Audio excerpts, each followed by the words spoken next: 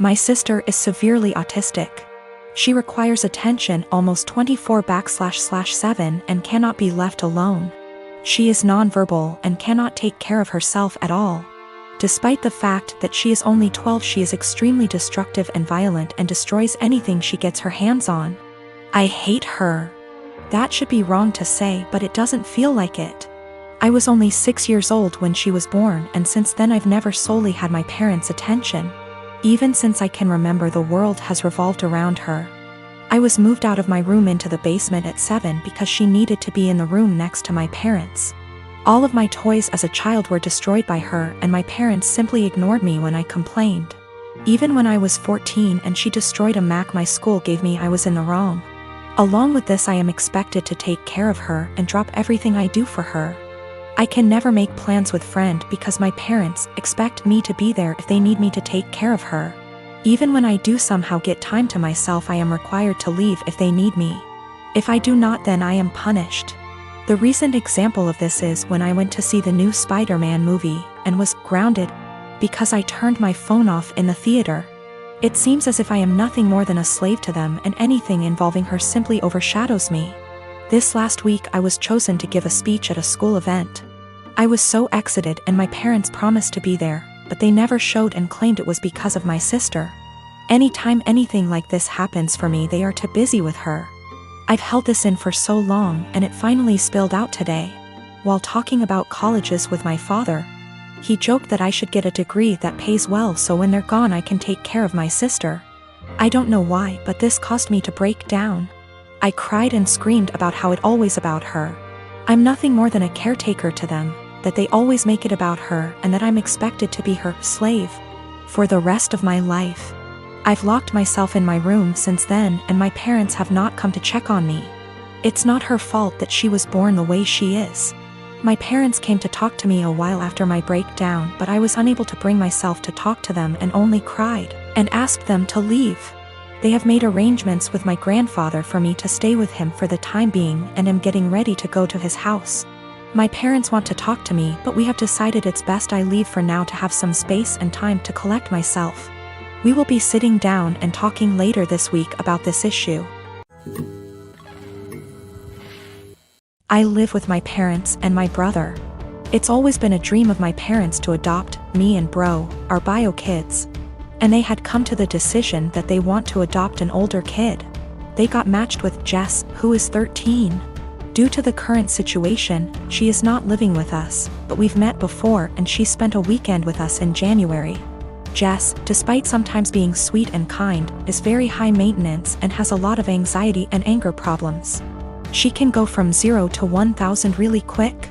During her stay, she got triggered by something when we were in public. She and I went to a clothes shop and my parents were in a cafe nearby. Some guy accidentally grabbed her by her shoulder as he thought she was his daughter, and he apologized immediately and started screaming. I was the only person there, and I tried to calm her down, but she ran off. She was found, shaken, but safe, an hour later. I then got grounded as I had failed in being responsible for my sister. I said I didn't have a sister. My parents were angry about this and said that how dare I be rude about her, don't I know how much she's been through? She's had other outbursts, but none so huge in public. She can be cold and untrusting and was very clingy to my parents. I do admire her and think she's very brave, but I don't want to live with her. My parents call Jess often.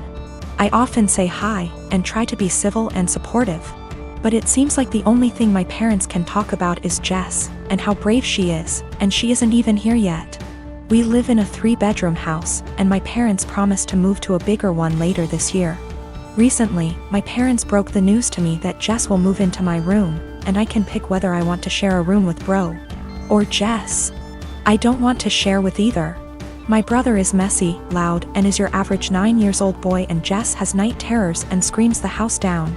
And it's enough having to open my house to her, but I value my privacy a lot and don't want her in my room, which is like my special place. I was crushed. I asked if we were still moving, and my parents were like, we like this place and have no solid plan.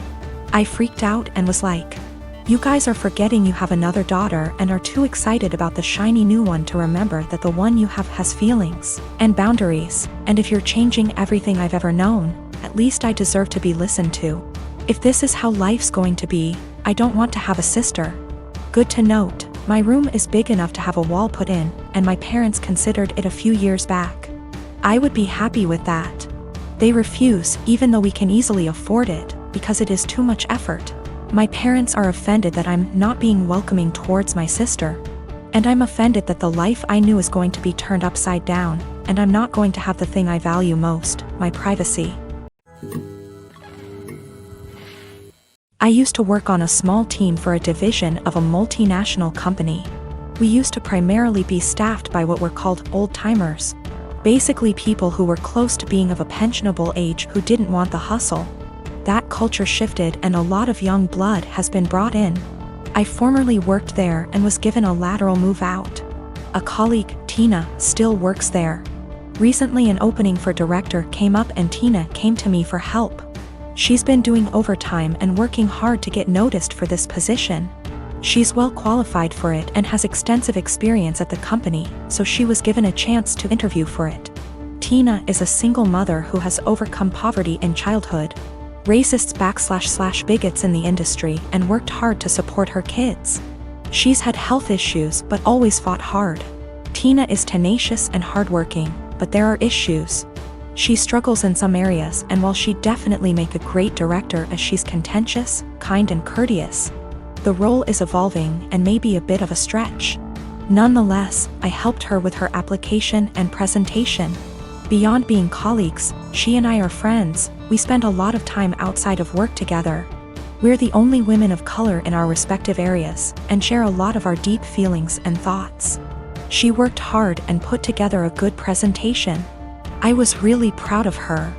She presented this morning at 9:30 and got through it and was out by 10 o'clock. Most of the other applicants were internal and interviewed yesterday, but one person was recommended by a senior VP in a different department. The guy who was recommended is a 30-year-old hotshot. I think he may actually be in his late 20s. He will soon graduate from an Ivy League MBA and is the definition of corporate style. They gave him a last-minute presentation slot immediately following Tina. I attended all of the presentations. I am not on the hiring committee, but was there to support Tina and see how the presentations went. When the hotshot gave his presentation, it wasn't even close. The 20 of us sat in the room and were dumbfounded. Not only was his presentation visually appealing, but he noticed details none of us ever did, and he developed a pitch that was so innovative that our AVP asked to use a tagline he created. His technical analysis was so spot on that it was spooky.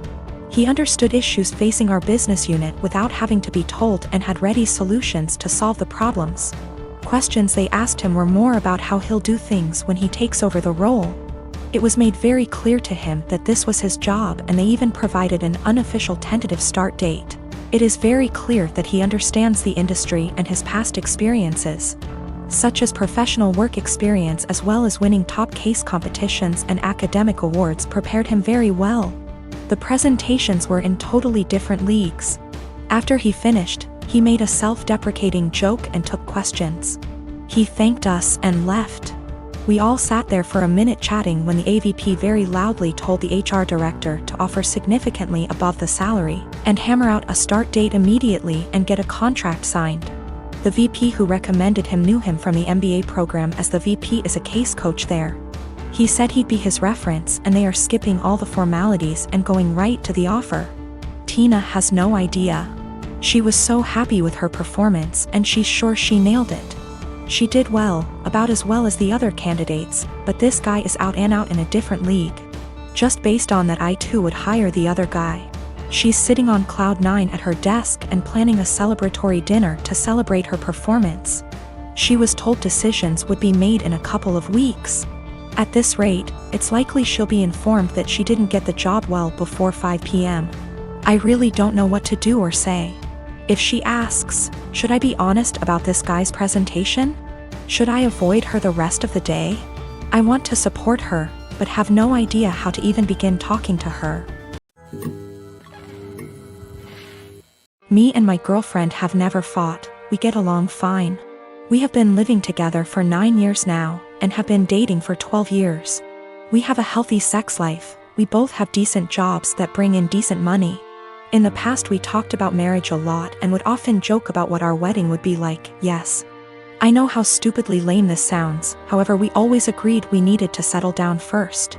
We bought a house about a year and a half ago, and were finally able to settle down.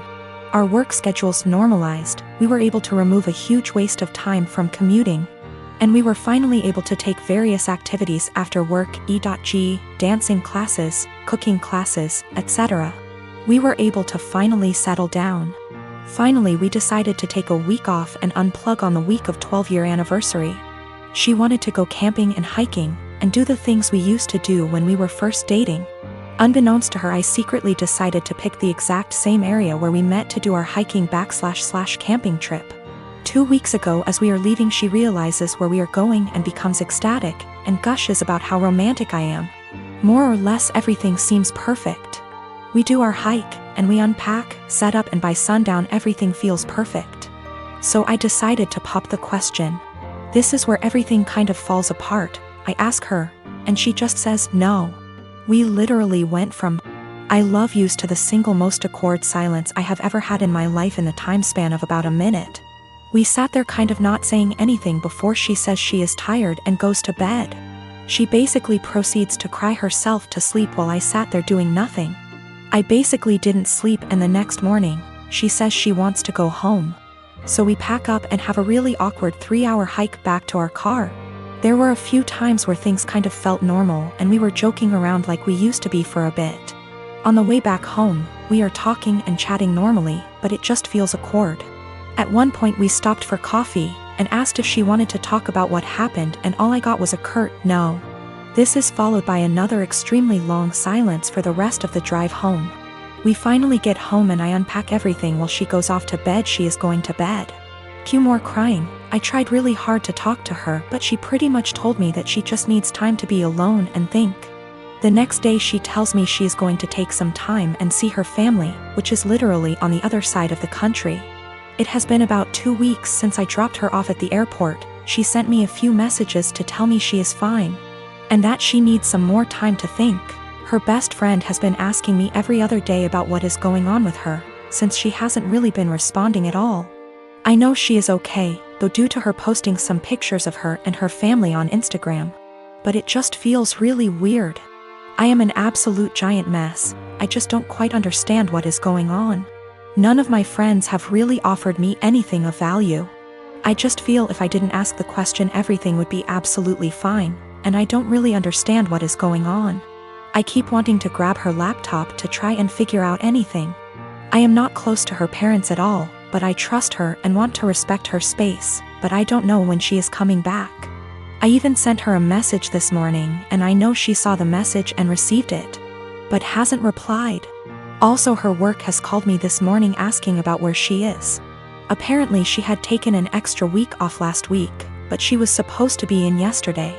Now everything feels like it is falling apart and I have no idea what to do. The reason why it took so long for us to get married is we both agreed we wouldn't move to the next step until we finished the following. We both finished school. For her that wasn't until 2 years ago.